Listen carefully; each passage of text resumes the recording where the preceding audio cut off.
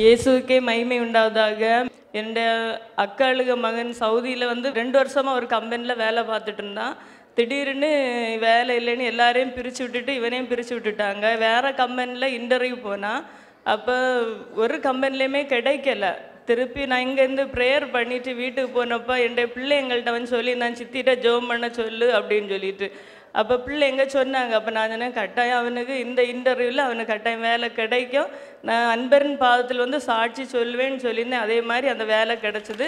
அடுத்ததாக வந்து என்னுடைய பிள்ளைக்கு ஃபீஸு கட்டணும். அந்த ஃபீஸு கட்டியதில் இவங்க காசு ஃபாரின்லேருந்து அனுப்பியிருந்தாங்க. அதில் அக்கௌண்ட்டில் ஒரு பிரச்சனை.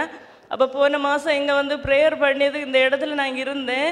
அப்போ ரொம்ப கூட்டமாக இருந்து ப்ரேயருக்கு நான் ரெக்வஸ்ட்டு சொல்லலை. என்ன பிள்ளை அடுத்த நாள் வந்து பார் கவுன்சில் எக்ஸாம் எழுத போகிறோம், அதுக்காக சொன்னேன். ஆனால் அவங்க ப்ரேயர் பண்ணாங்க, பிள்ளை நல்ல முறையில் எக்ஸாம் எழுதி பாஸ் ஆகும் அப்படின்னு சொல்லிட்டு. நான் ப்ரேயர் முடித்து வெளியில் போய் ஃபோன் பண்ணி, அம்மா அதிசயமாக இருக்குது, இவ்வளோ நேரம் நாங்கள் பண்ணினோம், ஒன்றுமே மொபைலில் பண்ண முடியலை. இப்போ எங்களுக்கு வந்து அந்த மொபைல் அக்கௌண்ட் வந்து ஒர்க் ஆயிடுச்சு, எங்களுக்கு அக்கௌண்ட்டில் காசு ஏறிட்டு. திரும்ப வந்து ஒரு பெரிய சாட்சி, என்னை வாழ்க்கையில் மறக்க முடியாத ஒரு அற்புதம் இது. எனக்கு வந்து நெஞ்சில் ஒரு இடத்துல அது சொல்ல முடியாத ஒரு வேதனை, ஒரு குத்தல். ஆனால் புண்ணு இல்லை, பரு இல்லை, எதுவுமே இல்லை, ஒரு இடத்துல குத்திகிட்டே இருந்து. அப்போ நான் இதை யார்கிட்ட என் பிள்ளைகிட்ட சொல்லலை, ஹஸ்பண்ட்கிட்ட யார்கிட்டையுமே சொல்லலை, ஏசப்பாட்ட மட்டும்தான் நான் சொல்லிகிட்டே இருந்தேன். ஏன்னா எனக்காக நோய்பட்டு நிறைய காசு நாங்கள் செலவு பண்ணிட்டோம், வீடையெல்லாம் இழந்துட்டோம். நான் அப்போ அந்த ப்ரேயர் ஆயில் தொட்டு போட்டு, ஏசப்பா எப்படியாவது எனக்கு இதுக்கு சுகம் கிடைக்கணும். அப்போ பிரதர் ஒரு நாள் நைட்டு 10 மணி ப்ரேயரில் சொன்னாங்க, ஒரு மகன் வந்து சொல்ல முடியாத ஒரு நோய், யார்ட்டையுமே சொல்ல முடியாதுன்னு சொல்லி அழுதுட்டு இருக்கியா, கட்டாயம் கடவுளுக்கு சுகம் தருவார் அப்படின்னு ப்ரேயர் பண்ணாங்க. அது எனக்குன்னு நினச்சி நான் அப்படியே ஜெபம் பண்ணேன். அற்புதமாக அந்த இடத்துல ஹாஸ்பிட்டல் போகலை, ஒன்றுமே போகலை, ப்ரேயர் ஆயில் மட்டும் நான் 3 நாள் போட்டேன். ஏன்னா அந்த இடத்துல ஒரு வலியோ ஒன்றுமே இல்லை. 7 மாதமாக இருந்த வலி அப்படியே குறைஞ்சிட்டு, ஏசப்பாய் கோடான கோடி நன்றி. Praise the Lord. நான் செய்யார்லேருந்து வரேன். என் பேர் வந்து பரிமலா. நான் வந்து ஒரு 1 இயராக அங்கே வந்துட்டுருக்கேன். எங்கள் ஃபேமிலியில் வந்து நிறைய பிரச்சனை பிரிவினெல்லாம் இருந்துச்சு. நான் அதுக்காக இங்கே வந்து ப்ரேயர் பண்ணேன். சிஸ்டர் ஒருத்தர் கூப்பிட்டு வந்தாங்க, நீங்கள் வந்து ப்ரேயர் பண்ணு, உனக்கு அங்கே எல்லாமே சரியாயிடும் அப்படின்ட்டு. 1 இயரில் வந்து எங்கள் ஃபேமிலியில் நிறைய மாற்றங்கள். எங்கள் அப்பாவுக்கு வந்து ரொம்ப உடம்பு சரியில்லாமல் இருந்தார். நான் வந்து ப்ரேயர் பண்ணிவிட்டு ப்ரேயர் ஆயில் எடுத்துகிட்டு போய் கொடுத்தேன், குணமடைஞ்சிட்டாரு. 3 மாதமாக எங்கள் அண்ணாவுக்கு வந்து அம்மை போட்டு கால் கை வராமல் வீங்கிட்டு இருந்துச்சு. நான் ரொம்ப கண்ணீரோடு வந்து லாஸ்ட் மந்த்து ப்ரேயர் பண்ணேன். ஐயா கிட்ட வந்து வெயிட் பண்ணி லாஸ்ட்டாக நான் ஃபோனில் ப்ரேயர் பண்ண சொல்லி கொடுத்தேன். மகனே உனக்கு சுத்தம் உண்டு, எனக்கு சுத்தமாக நீ எழுந்து துள்ளி குதிச்சு வருவான்னு சொல்லி ப்ரேயர் பண்ணார். இப்போ எங்கள் அண்ணாவுக்கு வந்து நல்ல சுகம் கிடைச்சி நார்மலாக நல்லா இருக்காரு.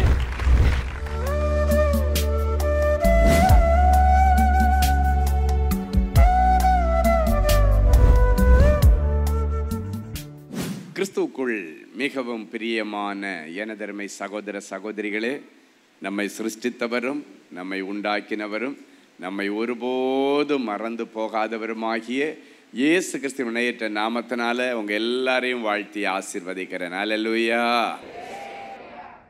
எல்லாரும் சந்தோஷமா இருக்கீங்களா? இன்னைக்கு எல்லாரும் எனக்கு என்ன மங்கள வார்த்தை ஆண்டவர் வச்சிருக்காருன்னு ஆசையோட வந்திருக்கிறீங்க. எடுத்து வாசிங்க. ஏசாயா தீர்க்கதரிசியின் புஸ்தகம் 40ஆம் அதிகாரம் 10வது வசனம் இப்படியாய் சொல்லுகிறது, இதோ கர்த்தராகிய ஆண்டவர் பராக்கிரமசாலியாக வருவார். அவர் தமது புயத்தினால் அரசாளுவார். இதோ அவர் அளிக்கும் பலன் அவரோடு கூட வருகிறது. அவர் கொடுக்கும் பிரதிபலன் அவருடைய முகத்துக்கு முன்பாக செல்கிறது. அல்லேலூயா. பராக்கிரமசாலியாக கர்த்தர் வருவாரா? இன்னைக்கு சாதாரணமா வரமாட்டாரு, பராக்கிரமசாலியாக உங்கள் மத்தியிலே அவர் எழுந்தருளி வந்து, பராக்கிரமசாலியே நான் உன்னோடு கூட இருக்கிறேன் என்று கிதியோனுக்கு பயந்து நடுங்கி கொண்டிருந்த கிதியோனுக்கு சொல்லி அவனை தட்டி எழுப்பி சாதனை படைக்க வைத்த ஆண்டவர் இன்றைக்கு உங்கள் மத்தியிலே வந்திருக்கிறார். 2வது சொல்றாரு, இனி நானே உன்னை அரசாளுவேன் என்று சொல்லுகிறார். ஆண்டவர் வந்துட்டாரு. அடுத்து சொல்றாரு, நான் இனிமேல் உன்னையும் உன் குடும்பத்தையும் உன் பிள்ளைகளையும் நான் தான் அரசாள போறேன் அப்படின்னு சொல்றாரு. அப்படின்னா ஏதோ ஒருவர் உன் பிள்ளையை உன் குடும்பத்தை அரசாண்டு கொண்டிருக்கலாம், இல்லைன்னா சத்துருடைய ஆதிக்கம் உங்கள் வீட்டில் அதிகமாக இருக்கலாம், மாந்திரிக வல்லமையினுடைய செயல்பாடுகள் அதிகமாகி அது உங்களை இன்னைக்கு ஆட்டி படைச்சிட்டு இருக்கலாம். இன்னைக்கு ஆண்டவர் சொல்றாரு, அந்த கோட்டைக்குள்ளால புகுந்து உன்னை விடுதலையாக்கி இனி நான் உன்னை அரசாள போறேன்னு சொல்றாரு. அல்லேலூயா. எடுத்து வாசிக்கலாம் ஒரு அருமையான வசனம். லூக்கா எழுதின சுவிசேஷம் 1ஆம் அதிகாரம் 33வது வசனம் இப்படியாய் சொல்லுகிறது. எடுத்து வாசிப்போம். அவர் யாக்கோபின் குடும்பத்தாரை என்றென்றைக்கும் அரசாளுவார். இனி என்றென்றைக்கும் அரசாளுவார். அவருடைய ராஜ்யத்திற்கு முடிவிராது. இனி முடிவிராது. நீங்க இருக்கிற கடனோட உங்க குடும்பத்தை கர்த்தர் எடுத்து இனி அரசாள போகிறார். முதலாவது வருவார், வந்து அரசாளுவார். மூன்றாவது வந்து பலன் கொடுக்க வைப்பார். எடுத்து வாசிக்கலாம். சங்கீதம் 107:37 இப்படியாய் சொல்லுகிறது. எடுத்து வாசிப்போமா. வயல்களை உண்டாக்கி விதைத்து இறைத்து திராட்சை தோட்டங்களை நாட்டுகிறார்கள். அவைகள் வரத்துள்ள பலனை தரும். அவர்களை ஆசீர்வதிக்கிறார். மிகுதியும் பெறுகிறார்கள். மிகுதியாய் அவர்கள் பெறுகிறார்கள். ஆமென். அப்போ பாருங்க, முதல்ல ஆண்டவர் வருகிறார், பராக்கிரமசாலியா உங்கள் வாழ்க்கையில் அவர் வர்றாரு. வந்து அவர் உங்களை டேக் ஓவர் பண்ணி அவருடைய கண்ட்ரோலில் எடுக்கிறார். மூணாவது, நீங்கள் கையிட்டு செய்கிற காரியங்களிலே பலன் கொடுப்பார். அதான் வயல்களை உண்டாக்கி விதைத்து திராட்சை தோட்டங்களை நாட்டுகிறார்கள். அவைகள் வரத்துள்ள பலனை தரும்.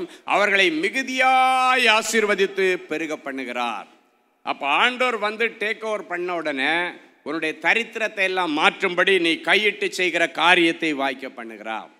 நீ செய்கிற காரியங்கள் எல்லாம் உனக்கு பலன் கொடுக்கும்படி உதவி செய்கிறார். கடந்த நாட்களில் உங்கள் சம்பளம் வாங்கிட்டு வந்தால் பொத்தல் பையில் போடப்பட்ட நாணயம் மாதிரி எங்கே போச்சுன்னே தெரியலை.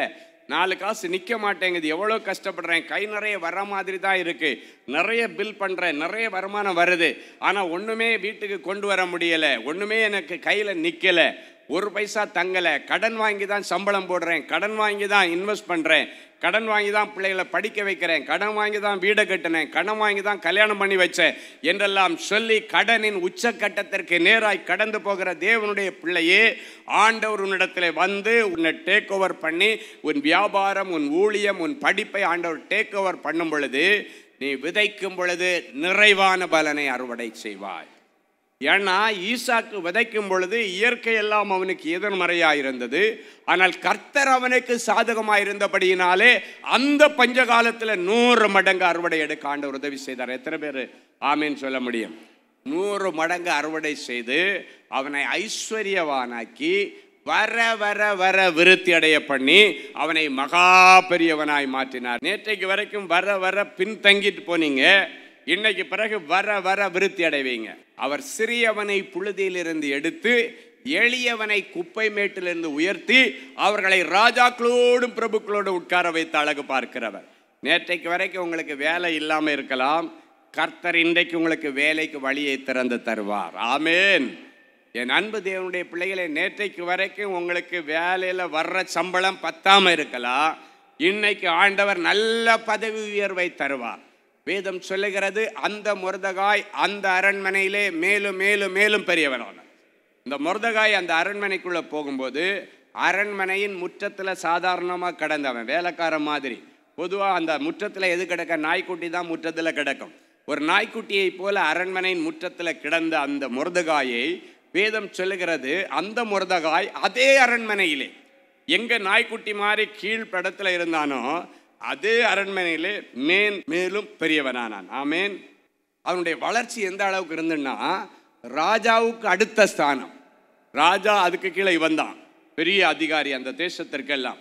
அப்படிப்பட்ட ஒரு பெரிய பதவி அவனுக்கு கொடுத்தார். ஆனால் அந்த மொர்தெகாயுடைய நிலைமை, அவன் அடிமையாய் பிடித்து கொண்டு வரப்பட்டவன். அடிமையாய் வந்தவன் அந்த அரண்மனையிலே ஒரு சாதாரண ஒரு சின்ன வேலைக்காரனாக அரண்மனையின் முற்றத்தில் கிடந்த, உள்ளே போக முடியாது அரண்மனைக்குள்ளே. ஆனால் அவனை அரண்மனைக்குள்ளே கொண்டு போக ஆண்டவர் அனுமதித்தார். அல்லேலூயா. இன்னைக்கு வரைக்கும் நீங்கள் முற்றத்தில் கிடக்கிறது மாதிரி முருதகாய மாதிரி ஒன்றும் இல்லாமல் இருக்கலாம். ஆண்டவர் சொல்கிறாரு, அதே அரண்மனையில் உங்களை மேலும் மேலும் மேலும் பெரியவனாக்குவார்.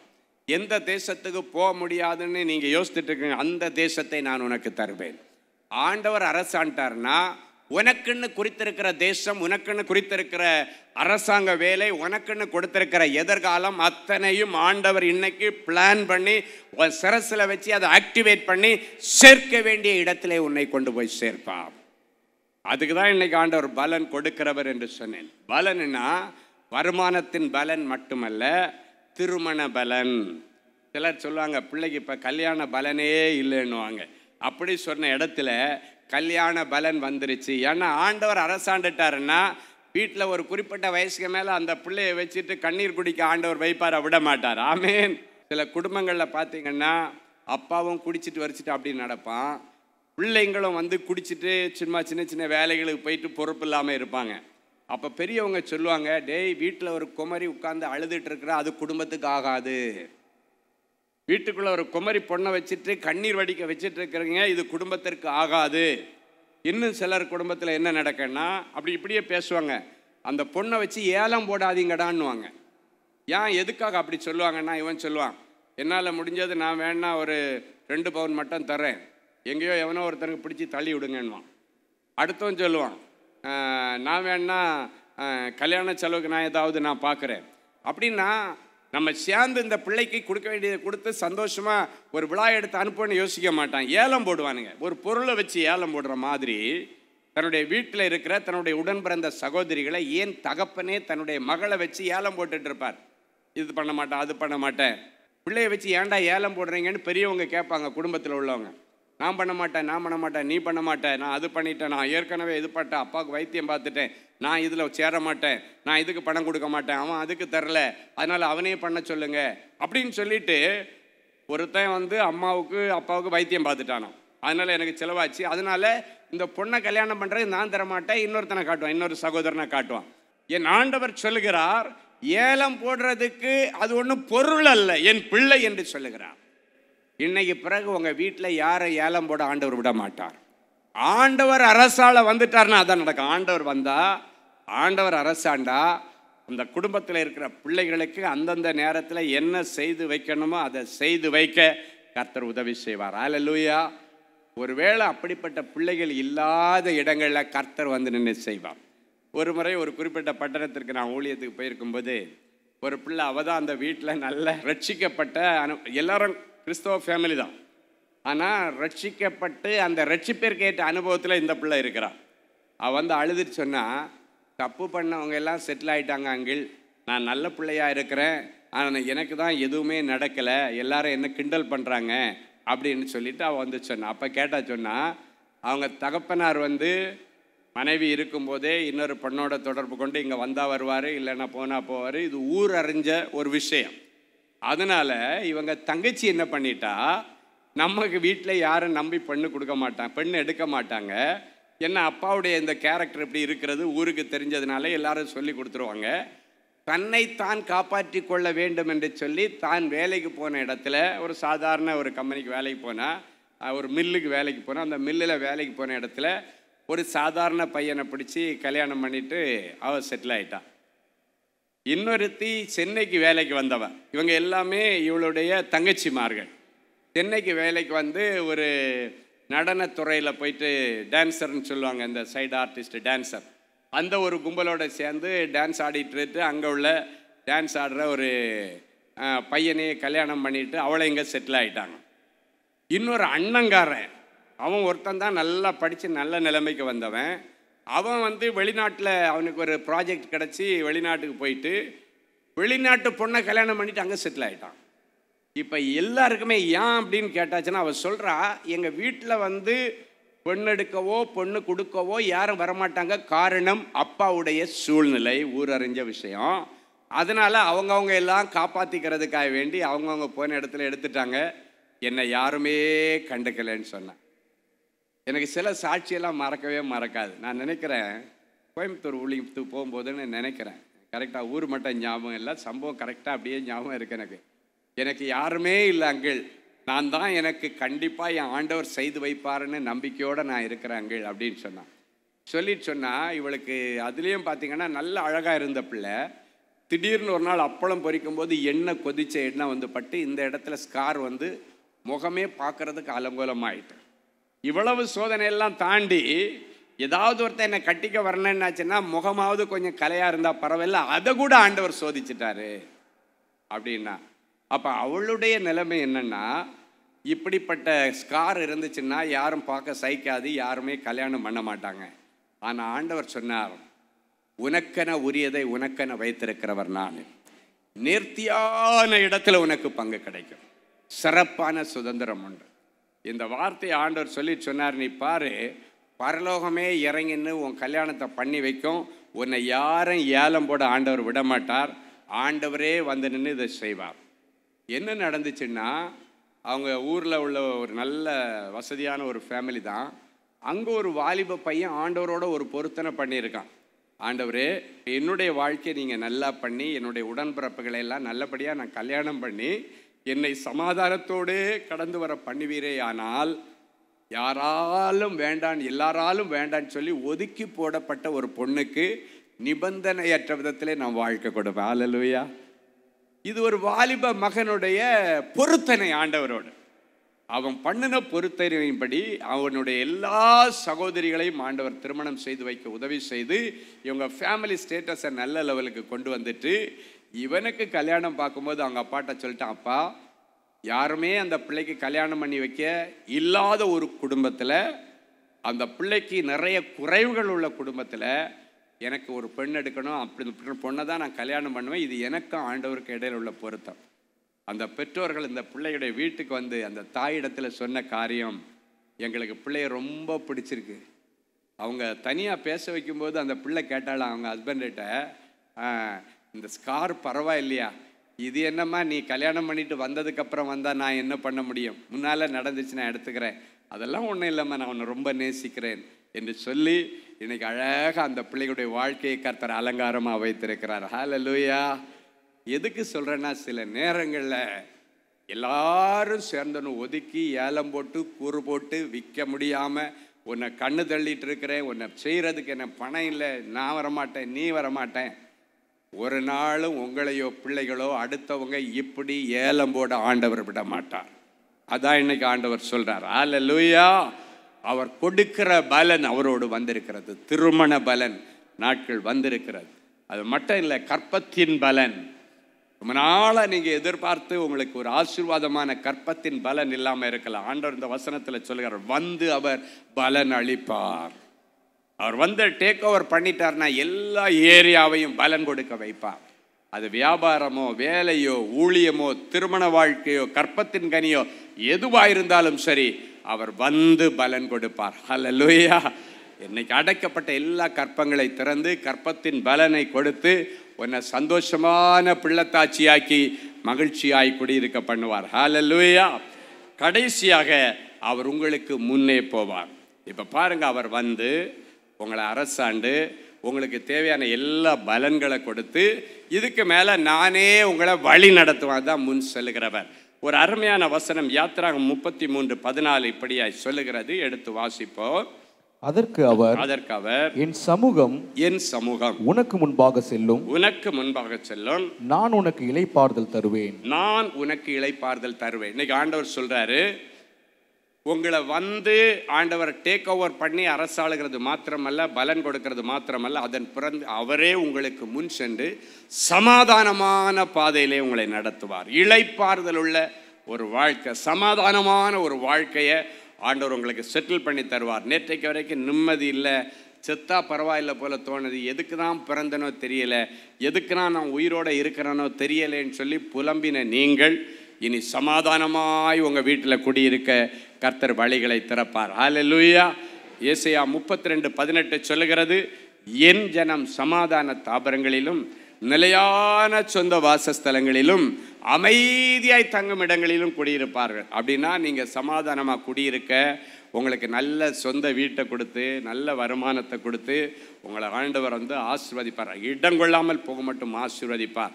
ஒருவேளை நேற்றைக்கு வரைக்கும் வீட்டு டியூ கட்டலை, கடன் அடைக்க முடியலை, அதை ஒருவேளை வந்து வீட்டை சீஸ் பண்ணிடுவாங்களோ, இல்லை வீட்டை யாராவது எடுத்துருவாங்களோ, பேங்க் எடுத்துருமோ, இல்லைன்னாச்சுன்னா யாராவது அபகரிச்சிருப்பாங்களோ அப்படின்னு நினச்சிங்கன்னா இல்லை. அவர் உங்களுக்கு முன் சென்று அந்த சொத்து விஷயத்தில், வீடு விஷயத்தில் சமாதானத்தையும் இளைப்பாறுதலையும் அவர் கட்டளை இடுவார். அல்லேலூயா. ஆமாம், ஒரு முறை ஒரு சகோதரி சொன்னாங்க, குடும்பத்தில் அவங்களுடைய மூதாதையருடைய சொத்து இவங்களுக்கு வர வேண்டியதை அவங்க குடும்பத்தில் யாரும் கொடுக்கறதுக்கு தயாராக இல்லை. அவங்களுடைய உடன்பிறப்புகள், அதாவது அப்பாவுடைய உடன்பிறப்புகள், சித்தப்பா பெரியப்பா எல்லாம் சேர்ந்து, நீ தான் கல்யாணம் பண்ணிட்டு போயிட்ட, உனக்கு எதுக்கு கொடுக்கணும், நீ பொம்பளை பிள்ளை தானே அப்படின்னு சொல்லிட்டு, ஏன்னா இவளுக்கு கூட பிறந்தது பசங்க கிடையாது, இவங்க 3 பொம்பளை பிள்ளைகள் மட்டும்தான் இவங்க வீட்டில். அப்போ அவங்க சித்தப்பா பெரியப்பா எல்லாம் என்ன சொல்கிறாங்கன்னா, ஏன்னா இவங்க அப்பா இறந்துட்டார், சித்தப்பா பெரியப்பா எல்லாம் என்ன சொல்கிறாங்கன்னா, பசங்களாக இருந்தால் எங்கள் அண்ணன் சொத்தை நீங்கள் எடுத்துக்கலாம், தம்பி சொத்தை நீங்கள் எடுத்துக்கலாம், நீங்கள் பொம்பளை பிள்ளைங்களுக்கு கொடுக்க முடியாதுன்னு சொல்லிட்டு இந்த 3 பிள்ளைகளுக்கும் ஒரு சொத்து கூட தரமாட்டேன்னு, ஏன்னா எல்லாம் பொது சொத்தாக இருக்குது. அவங்க அண்ணன் தம்பிங்க பிரிக்கலை, இவங்க அப்பாவுடைய உடன்பிறப்புகள் யாருமே பிரிக்கலை, எல்லாமே பொது சொத்தாக இருக்குது, தர முடியாது அப்படின்னு சொல்லிட்டாங்க. அந்த நேரத்தில் தான் இந்த பிள்ளைகள் வந்து அழும்போது ஆண்டவர் சொன்னார், மூதாதையருடைய செல்வங்கள் பிள்ளைகளுக்குரியது, அது எவ்வளவு வேல்யூ அப்படின்றத விட, எவ்வளவு விலை அப்படின்றத விட அதனுடைய மதிப்பு ரொம்ப முக்கியம். அவருடைய தகப்பனாருடைய சைடில் இருந்து அந்த பிள்ளைகளுக்கு வர வேண்டிய அந்த சொத்து என்ன வேணாலும் தர முடியாது, நீங்கள் வேணால் எங்கே வேணுமோ போய் பார்த்துங்கன்னு சொல்லிட்டு அவங்க கொடுமையாக பேசி இவங்களை கைவிட்டாங்க. ஆனால் கைவிடாத ஆண்டவர் அந்த காரியத்தில் தலையிட்டார், அதை டேக் ஓவர் பண்ணினார். நான் பார்த்துக்கிறேன், ஆண்டவர் சொன்னார், நான் பார்த்துருக்கிறேன், நீ இப்போ ஆண்டவர் அடித்து பிடிச்செல்லாம் வாங்க மாட்டார், இருதயத்தில் பேசினார்னா எவனாக இருந்தாலும் கொண்டு கொடுத்து தான் ஆகணும். அல்லேலூயா சொல்லிட்டாங்க. நான் ஜெபிக்கும்போது ஆண்டவர் சொன்னார், இந்த காரியம் கர்த்தருடைய பர்வதத்திலே பார்த்து கொள்ளப்படும், என்னுடைய நாமம் யெகோவாயிரே, நீ போ, உனக்காக நான் வழக்காடுவேன், யாவற்றையும் மீட்டு தருவேன். இந்த வார்த்தையை சொல்லி மட்டும் அனுப்பிவிட்டோம். அதுக்கப்புறம் அன்பரின் பாதத்தில் வந்து அந்த சகோதரி சாட்சி சொல்லும்போது சொன்னாங்க, அவங்க குடும்பத்திலேருந்து தேடி வந்து தரமாட்டேன்னு சொன்னவங்க ரெஜிஸ்ட்ரேஷன் இந்த டேட்டில் வச்சுருக்கிறோமா, வந்து உங்களுக்குள்ள எத்தனை எங்கள் சகோதரர்கள் எப்படியோ அதே போல் உங்கள் அப்பாவுக்குரிய சொத்தம் அப்படியே பிரித்து போட்டிருக்கிறோம், அதை நீங்கள் யார் யார் பேரில் பிரித்து எடுக்கணுமோ நீங்கள் எடுத்துங்க, உங்களுக்குள்ளதை எழுதி கொடுக்குறோம், நீங்கள் வந்து எடுத்துக்கோங்க. ஹல்லேலூயா. எத்தனையோ ஏக்கர் நிலத்தை கர்த்தர் அவர்களுக்கு கொடுத்தார். எதுக்கு சொல்கிறேன்னா, சில நேரங்களில் நம்பிக்கை இழந்து போகிற நேரத்தில் ஆண்டவருடைய சன்னிதானத்தில் தேவனுடைய பிள்ளைகள் வரணும், ஆண்டவர் இளைப்பாறுதலை கொடுப்பார். எத்தனையோ அற்புதங்கள் அப்படித்தான் நடந்துக்க முடியலை, கொடுக்க மாட்டாங்க, பயங்கர பிரச்சனை பண்ணுறாங்க, கேஸ் கொடுத்துட்டாங்க, கோர்ட்டுக்கு போயிட்டாங்க. நீ எங்கே போனாலும் ஆண்டவருக்கு கீழே தான் கோர்ட் இருக்கும், ஆண்டவருக்கு கீழே தான் போலீஸ் ஸ்டேஷன் இருக்கும், ஆண்டவருக்கு கீழே தான் அதிகாரிகள் இருப்பார்கள். வேதம் சொல்லுகிறது, தெற்கத்திய வெள்ளங்களை திருப்புகிறது போல நீதிபதிகளுடைய இருதயத்தை கர்த்தர் திருப்புவார், ராஜாக்களுடைய இருதயத்தை திருப்புவார். இன்றைக்கு உனக்கு அதே போல யாராவது உன்னுடையதை பிடித்து வைத்திருந்தால் ஆண்டவர் உனக்கு முன் சென்று அந்த காரியத்தில் இளைப்பாறுதலை கட்டளையிடும்படி ஒரு அற்புதத்தை செய்வார். அல்லேலூயா. என்னை நோக்கி கூப்பிடு, அப்பொழுது நான் உனக்கு மறு உத்தரவு கொடுத்து, நீ அறியாததும் உனக்கு எட்டாததுமான ஆராய்ந்து முடியாத பெரிய காரியங்களை காண்பிப்பேன் என்று சொன்னீர். இன்றைக்கு உம்மை நோக்கி என் பிள்ளைகள் கூப்பிடுகிறார். இவர்கள் அறியாததும் இவர்களுக்கு எட்டாததும் இவருடைய கண்களுக்கு புலப்படாததுமான ஆராய்ந்து முடியாத காரியங்களை என் பிள்ளைகளுக்கு நீர் செய். இளைப்பாறுதல் தாரும் தேவானி என் பிள்ளைகள் கூப்பிட்டார். ஒரு குடும்பத்தில் இன்றைக்கு ஒரு இளைப்பாறுதல், ஒரு சமாதானம், ஒரு சந்தோஷம், ஒரு நிம்மதி, ஒரு நிறைவு என் பிள்ளைகளுக்கு உண்டாகும்படி என் பிள்ளைகளை நான் வாழ்த்தி ஆசீர்வதி. அரசாளுவேன் என்று சொன்னி, இவங்களை உங்க குடும்பம், உங்களுடைய பிள்ளைகள், உங்களுடைய வியாபாரம், உங்களுடைய ஊழியம், உங்களுடைய வேலை, படிப்பு அத்தனையின் மேல உம்முடைய அரசாட்சி இனி நிலைநிறுத்தப்படுவதாக. உம்முடைய ராஜ்யம் என் பிள்ளைகளுடைய வாழ்க்கையிலே நிறைவேற்றப்படுவதாக. உம்முடைய சித்தம் பரலோகத்திலே செய்யப்படுவது போல வாழ்க்கையிலும் இனி செய்யப்படுவதாக. நீர் அரசாளும் பொழுது வந்து பலன் கொடுப்பேன் என்று சொன்னீர். பலன் கொடுக்காத தொழில் இனி பலன் கொடுக்கட்டும், பலன் கொடுக்காத கற்பம் இனி பலன் கொடுக்கட்டும், பலன் கொடுக்காத ஊழியம் இனி பலன் கொடுக்கட்டும். சுவாமி, ஊழியத்தில் திரளான ஆத்துமாக்களை கொண்டு வருவீராக. ஆண்டவரே, உம்முடைய பிள்ளைகளுடைய தேவைகள் எல்லாவற்றையும் சந்தியும். ஆண்டவரே, என் பிள்ளைகளை நீர் அரசாளும் பொழுது ஐஸ்வர்யத்தையும் கனத்தையும் கொடுத்து எவரையும் மேன்மைப்படுத்துவேன் என்று சொன்னீரே. இங்க இருக்கிற ஒவ்வொரு பிள்ளைகளையும் ஆண்டவர் மேன்மைப்படுத்தி உயர்த்தி ராஜாக்களோடும் பிரபுக்களோடும் அமர பண்ணுவீராக. செல்வங்களும் செல்வாக்கு நிரம்பி வழியட்டும். கடன் பிரச்சனைகளுக்கு முடிவு கொண்டு வாரும். என் பிள்ளைகளை நீ கடன் வாங்கக்கூடாது, கொடுக்கிற ஜாதியாய் மாற்றும். வெளிதேசத்து விசாவுக்கு வழி திறக்கட்டும் சுவாமி. வெளிதேசத்திலே போய் இன்னும் வேலை கிடைக்காத பிள்ளைகளுக்கு வேலை கிடைப்பதாக நாங்கள் ஆசீர்வதிக்கிறோம். வேலைக்கு போய் வேலை இல்லாமல் இருக்கிற பிள்ளைகளை கர்த்தர் தொடுவீராக. ஆண்டவரே, பெஞ்சில் இருக்கிற பிள்ளைகளுக்கு மறுபடியும் வேலையை கொடுத்து உள்ளுக்குள்ளால ஏற்றுக்கொள்வீராக. இழந்து போன அதை தேடவும் மீட்டு கொடுக்க இந்த பூமியில வந்த ஆண்டவர், இழந்து போன வேலை, இழந்து போன ரட்சிப்பின் அனுபவம், இழந்து போன தேவ சாயல் அத்தனையும் என் பிள்ளைகளுக்கு கொடுத்து என் பிள்ளைகளை நீர் கனம் பண்ணுகிறதற்காக உமக்கு நன்றி. இயேசுவின் மூலம் பிதாவே, ஆமென். Genesis Creations Media Academy-யில் 3 மாதங்களில் தொழிற்கல்வி சான்றிதழோடு video editing, videography, photography, drone piloting, studio recording, Photoshop, live streaming, live video mixing and live sound mixing ஆகிய தொழிற்கல்விகள் பயிற்றுவிக்கப்படுகிறது. புது தொழில் நுணுக்கங்களுடன் குறைவான கட்டணத்தில் நிறைவான தொழிற்கல்வி பெற்றுக்கொள்ள உங்கள் எதிர்கால கனவை நினைவாக்க எங்களது ஜெனசிஸ் கிரியேஷன்ஸை இன்றே தொடர்பு கொள்ளுங்கள். மேலும் விவரங்களுக்கு 7824285099 என்ற எண்ணை தொடர்பு கொள்ளுங்கள். கிறிஸ்துவுக்குள் அன்பானவர்களே, ஆண்டவராகிய இயேசு கிறிஸ்துவின் இனிய நாமத்தில் அன்பின் வாழ்த்துக்கள்.